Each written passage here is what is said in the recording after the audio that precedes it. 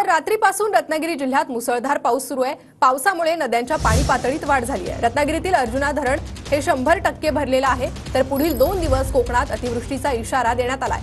पावसामुळे काजळी नदीच्या पाणी पातळीत देखील वाढ झालेली आहे। काल रात्रीपासूनच रत्नागिरी जिल्ह्यात पावसाच्या कोसळधारा पाहायला मिळत आहेत। पाऊस जो आहे तो मोठ्या पद्धतीने या ठिकाणी बॅटिंग करताना पाहायला मिळतोय। रत्नागिरी जिल्ह्याच्या सर्वच तालुक्यामध्ये मुसळधार पाऊस या ठिकाणी होतो आहे। आज सकाळपासून थोडीफार या ठिकाणी पावसाने विश्रांती घेतलेली आहे, मात्र सततच्या पावसामुळे नद्यांच्या पातळीमध्ये वाढ झालेली पाहायला मिळते आहे। आपण सध्या आलोत काजळी नदीच्या तीरावरती आणि तुम्ही बघू शकता की सध्या काजळी नदी सुद्धा या ठिकाणी पात्राच्या बाहेर आलेली पाहायला मिळते आहे आणि सतत पडणाऱ्या पावसामुळे या ठिकाणी सर्वच नद्या ज्या आहेत त्यांच्या पातळीमध्ये वाढ झालेली आहे।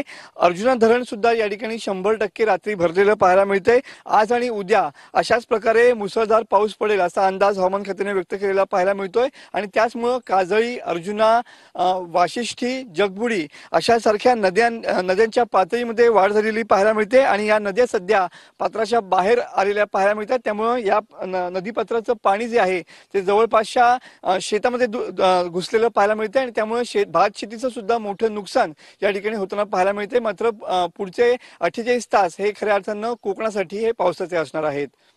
कॅमेरामन समित गजनेसह मी मनोज डेले, TV9 मराठी, रत्नागिरी।